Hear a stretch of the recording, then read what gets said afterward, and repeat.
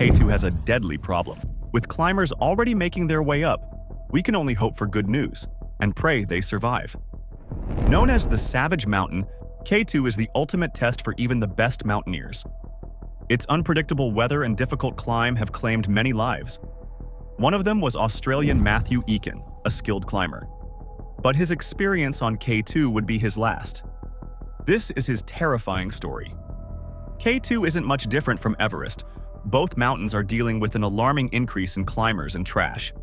K2's Camp 2, in particular, is like a graveyard for abandoned tents. But K2's base camp is even more remote, with no comforts or luxury waiting. You carry what you need to survive, or you don't survive at all. Expert climbers have repeatedly warned beginners to stay away from K2. Alan Arnett, a well-known mountaineering blogger, shared how Sherpas this season had to practically babysit inexperienced climbers, helping them with basic tasks like walking, sleeping, and using their gear. This is a terrifying thought on a mountain as dangerous as K2, where such things should be second nature.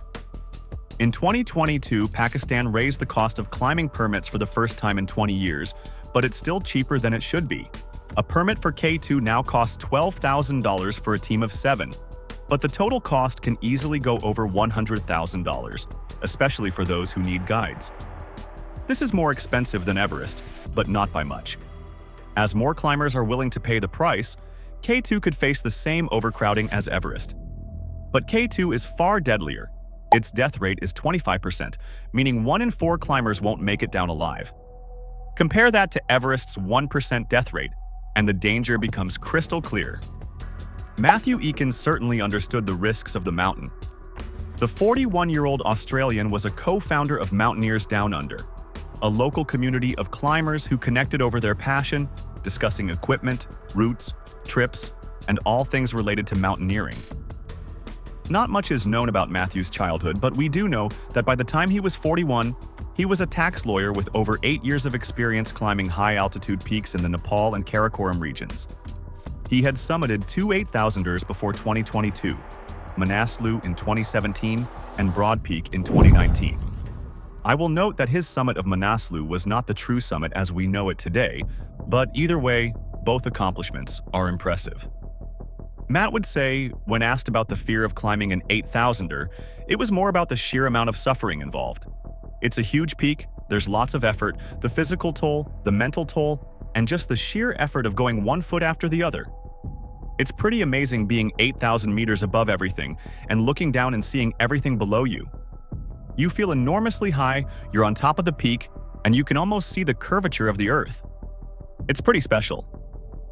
Matt decided that his next test in 2022 would be the Savage Mountain, and he would team up with a small group using Adventure Pakistan Treks and Expedition Logistics. The entire group was made up of 6 individuals, but the primary climbers were Matt and Canadians Richard Cartier and Justin Dufay-Famy. Richard, the oldest of the group, was a 60-year-old physician from Saint Jerome, Canada, who had been climbing mountains for decades and was known for his attention to safety. All 3 climbers shared similar climbing styles, so working together felt natural. They arrived in Pakistan in early June, which marks the start of the climbing season on K2.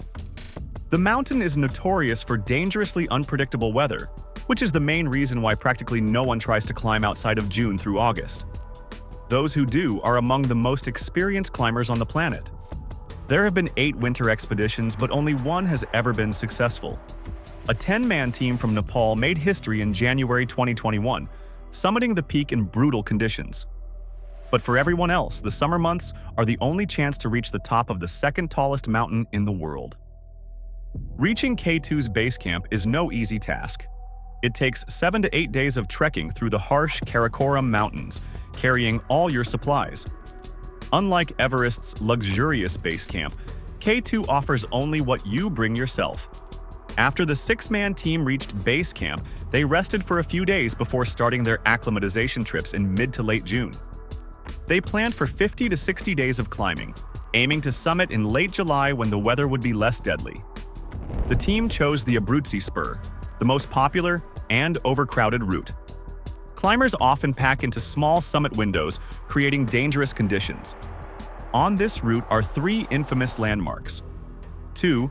House's Chimney and the Black Pyramid involve dangerous rock climbing. But the most terrifying is the Bottleneck, a massive hanging serac that could collapse at any moment, crushing climbers in the narrow couloir below. One piece of falling ice could be fatal. K2 is unpredictable. Even acclimatizing is difficult here. Sherpas do most of the hard work, but on K2, fixed ropes often can't be set until summit day due to the weather, making the climb even more dangerous. Despite these risks, the team completed their acclimatization trips by mid-July. But bad weather delayed their final attempt, pushing the summit date to July 21st. They climbed for 16 straight hours, reaching Japanese Camp 3 at 7,000 meters. The next day, they pushed on to Camp 4 at 7,600 meters. Justin posted that the cold was closing in and the team was exhausted after 2 brutal days of climbing. On July 22nd, the weather finally cleared, offering a rare window to summit. The team split up. Richard descended due to exhaustion, followed by Justin after resting at Camp 4. But Matt, feeling strong, kept climbing. July 22nd became a historic day on K2, with 100 climbers reaching the summit. The most in a single day. Matt aimed to summit on July 23rd, just a day after the peak was crowded with mountaineers. Alone, he stood on the Savage Mountain, facing one of the toughest climbs of his life. The descent on K2 is far more dangerous than the climb. After Matt reached the summit, he sent a message to base camp and his family, saying he had made it and was starting the long, perilous journey back down. But tragedy struck first for Richard, who was descending alone. Somewhere below Camp 1, he slipped. No one witnessed the accident, and it wasn't until hours later when Justin reached base camp that they realized Richard had never made it down. He was gone, and his body was still high up on the mountain. Further up, Matt was fighting his way down through K2's infamous death zone and the terrifying Bottleneck. He made it to Japanese Camp 3 at 7,000 meters and sent one last message to base camp. After that, everything went silent. No one knows what happened next, whether he slipped, was hit by a rock, or simply collapsed from exhaustion.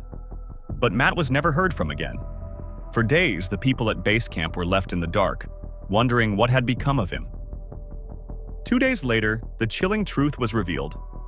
Climbers above base camp found the frozen bodies of both Matt and Richard.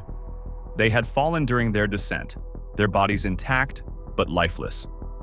The slopes between Camps 1 and 2 aren't known to be the most dangerous, but on K2, even the safe parts can be deadly. A single slip can send a climber tumbling hundreds of feet. Matt's final push up and down the mountain had lasted more than 30 hours. In the thin air of the death zone, climbers lose control of their bodies, and even the smallest mistake can be fatal. In the end, only the Pakistani army was able to recover Matt's body. The mountain claimed yet another life, as it always does.